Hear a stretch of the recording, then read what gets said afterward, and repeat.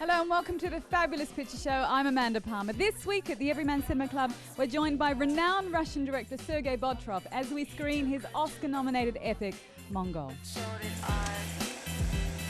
In Mongol, we learn how to make friends and influence people the Genghis Khan way. Also on the show,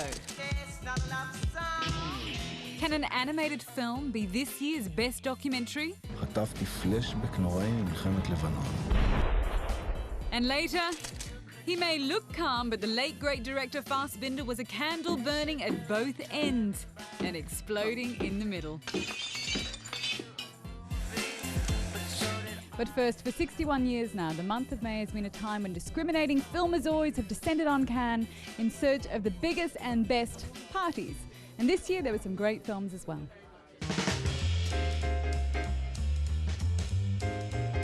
As always, there were two Cannes. Outside, there was Red Carpet Cannes. We have lots of big stars here tonight. Where the main attraction was A Hero's Return. We were happy to do the stunt old school. It couldn't be done if I couldn't do it.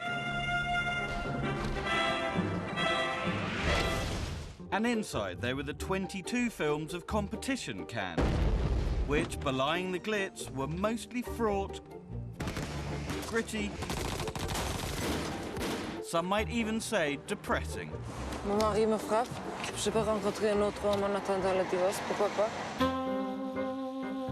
The jury, headed by Sean Penn, gave the top prize, the Golden Palm, to Entree L'Amour, The Class.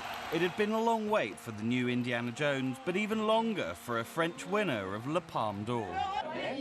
Director Laurent Conté grabbed the first Gallic Gold since 1987 for his drama about an inner-city school starring non-actors. Pourquoi vous mettez pas Aïssata ou Rachid ou Mohamed ou... Vous mettez tout le temps des noms de platos aussi. En regardant ce qui se passe là entre les murs de l'école. In observing what happens behind those school walls, we can sense the problems that French society and in fact the world is facing. Clint Eastwood's much-admired Changeling came away empty-handed. It stars Angelina Jolie as a mother in 1920s LA whose child is kidnapped. The police then return an apparently different boy to her. It's not my son. Well, I'm sure you're mistaken. I'm not mistaken. The Best Actor award went to Benicio del Toro. For his showy turn as guerrilla icon Che Guevara in Steven Soderbergh's 4.5-hour double feature. ¿Piensas quedarte en Cuba cuando triunfe la revolución? Tengo mi esposa y a mi hija en México y tengo que tenerlas en cuenta. British artist Steve McQueen won the Best First Feature award for his film about IRA hunger strikers at the infamous Maze prison. I will not wear the uniform of a criminal. I demand to wear my own clothes. We had a 15-20-minute standing ovation, which was unusual. And Quentin Tarantino held a superb and sweaty masterclass. Everything I've learned about writing, I learned from acting. But sadly, the memory of this was dampened just a day after the festival by the passing of another great actor-director, Sidney Pollack. I didn't have anything to use as a technique as a director, other than the acting. Ah, there, Monsieur. Thanks for coming. Yes, have a seat. One of the buzziest films at Cannes this year was the animated documentary Waltz with Bashir. It was made by a former Israeli soldier who witnessed one of the most notorious massacres in the history of the Arab-Israeli conflict.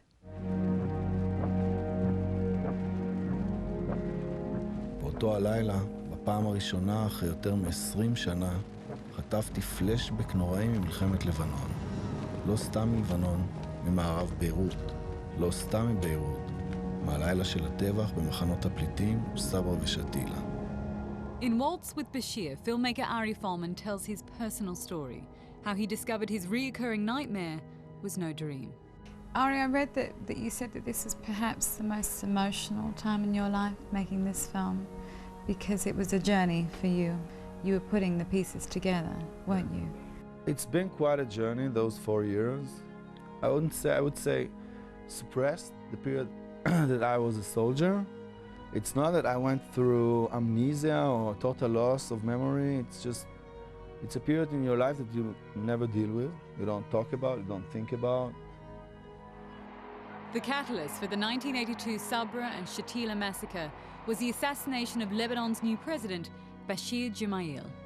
Mr. Gemayel is already trying to stress that he's a president for Muslims as well. But will he be a president to suit the Israelis? They've certainly assumed so. Lebanese Christian militiamen avenging Gemayel's death entered the refugee camps, slaughtering an estimated 3,000 Palestinians. And Ari Folman was amongst the Israeli soldiers ordered to secure the camps, but not to stop the killings. You've chosen a very interesting way to tell your film, obviously, an animated documentary, and it's the most effective way, it seems, to tell this story. For me, it was the only way. I mean, if you look at all the elements that you have in the film, I mean, how would you do it in one documentary? You've got memory, lost memories, daydreams, hallucinations, drugs, war, fear, death. I just felt the total freedom to do it animated because the drawings, they gave me the opportunity. Folman's film doesn't describe the political aftermath in Israel, how then Defense Minister Ariel Sharon resigned after an Israeli commission found he held indirect responsibility for not stopping the massacre. Nor do we see how Israelis condemned their own militaries in action. Perhaps it is time to talk about this again. We have forgotten that within Israel itself, I think you had one of the biggest demonstrations. It was the biggest ever. It was 500,000 just in one square in Tel Aviv. It could have happened again after the Second Lebanon War. I mean, the people go out to the streets. They had good reasons, but they didn't. Let's talk about that. What happened? Personally, I think that the First Lebanon War was the first one that the people just felt completely disconnected from the leadership. After 25 years, they got quite used to it since nothing's really changed. So you think people still feel disconnected from the leadership there? Definitely. אני זוכר כשהייתי ילד קטן, אולי בן 10 והייתה מלחמה, הכל היה משותק. כל האבות היו בחזית. In my opinion, everything now in the region is about leadership. And I think both sides, they are not really blessed with the right leadership in order to make movement. אני מתחיל להבין איפה אני נמצא, אני מתחיל לפחד ממה שהולך לקרות. I want people just to see this aspect of war that is totally non-glamorous and there's no glory in it. Hopefully, in this kind of film, when young people will watch it, they just won't think the same. They say, yeah, I don't want to be there. No, doesn't have anything to do with me.